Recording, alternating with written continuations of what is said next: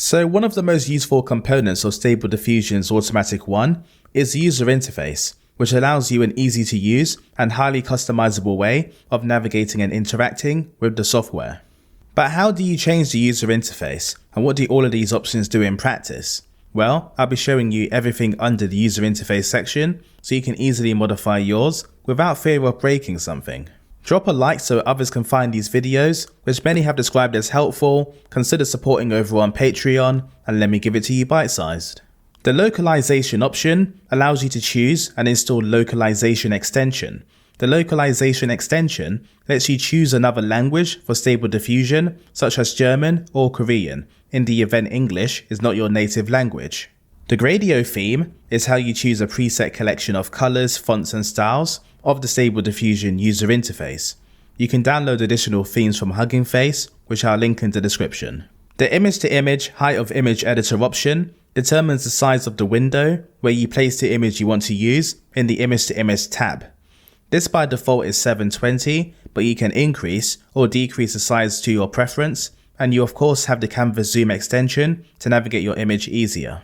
Show grid in results for web will determine whether or not the grids are shown in the user interface after generating an image that results in grids being used through methods like XYZ plot, and is set to true by default. This option works, but it seems to work randomly and didn't remove the grids immediately after deactivating and doing another generation, but it has worked on occasion. The option for inpainting include the grayscale masking results for the web, will include the black and white representation of the mask used for inpainting when using that feature. This is switched off by default, meaning you will only receive your inpainted image in the results section. For inpainting, include mask composite in results for the web, will include the actual mask portion of your image as a separate file alongside the mask portion against a black background.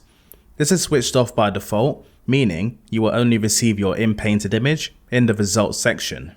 Do not show any images in the results for the web will ensure that nothing is shown in the results window after generating an image, and this is off by default so you can see the output of your generation.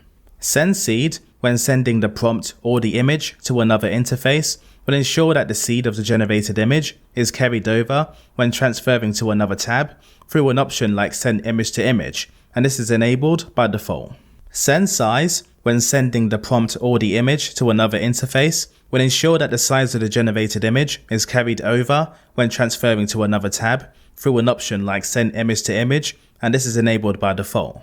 Font for image grids that have text is supposed to allow you to specify a font file to change the font used for grids like XYZ plot or prompt matrix. But unfortunately, I couldn't even find a smudge of how to use this text box, and looking at the code, it seems to be referencing the Roberto font style directly. For that reason, a workaround is to rename the font file you want to use to Roberto Regular, and then replace the original Roberto file located in Stable Diffusion Web UI modules with the new font file, which should load up that font style instead of the original, as the name is the same but the contents have changed. The Enable Full Page Image Viewer option is enabled by default and will determine whether the generated image can be viewed in full screen when clicked twice through the results section of Stable Diffusion. Show images zoomed in by default in the full page image viewer will ensure that the image is fully zoomed in without having to select the toggled zoom view option in the top left corner of the screen, and this option is enabled by default. Navigate Image Viewer with Gamepad allows you to flick through your generated images using the joystick on the gamepad, and is an alternative to using your mouse to manually click through, and this option is set to false by default. Gamepad repeat period in milliseconds determines how quickly you can flick through the images with the gamepad while holding the joystick in the left or right direction, and is set to 250 by default. Show generation progress in window title will show you the estimated time of arrival for the image you are generating on the browser tab at the top of the screen. This is enabled by default, and disabling it will remove the progress, causing the browser tab to just say Stable Diffusion.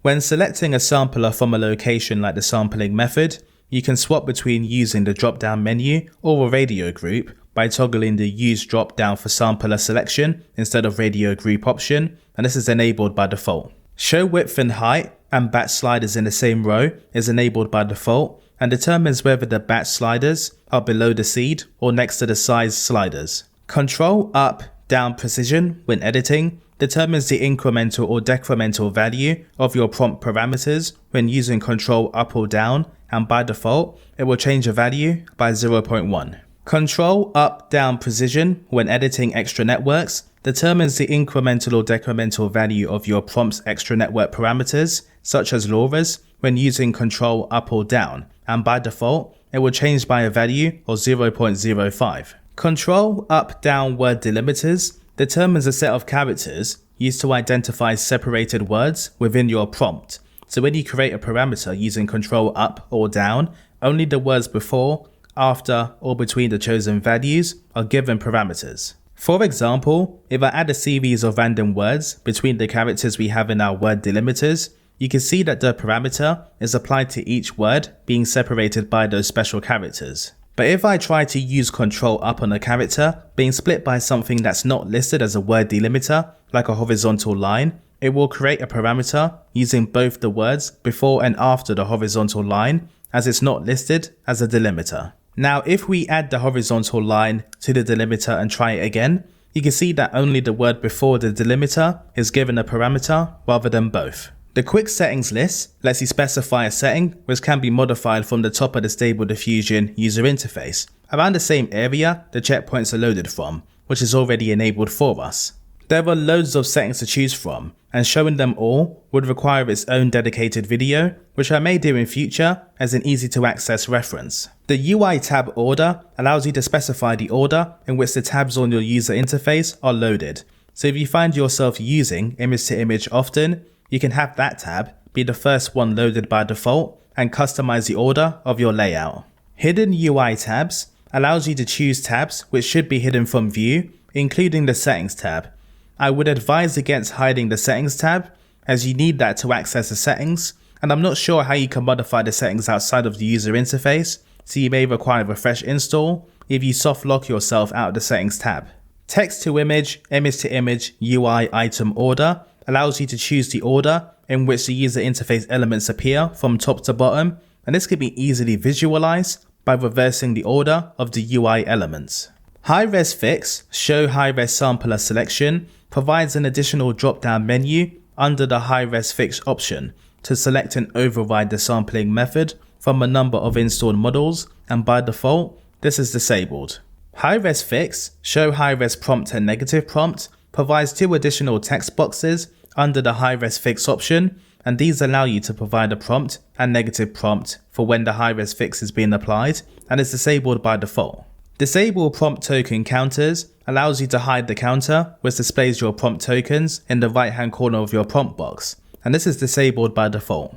Options in Main UI lets you add additional functionality to the user interface, and there are a mountain of options here, so many in fact, I'd probably need to make a multi-video series to cover them all, but have a look through and see if you recognize anything which may be useful. Place options in Main UI into Accordion allows you to place all of the options you enable under the options in Main UI into an accordion style drop-down list, which helps you hide and view those additional options in a clutter-free way, separated from your more standardized user interface. But to wrap things up, hopefully that helps you understand how the user interface works so you can improve your workflow, and if you found the video helpful, consider supporting over on Patreon, and of course subscribe. This is Bite Size Genius, and I hope you enjoyed.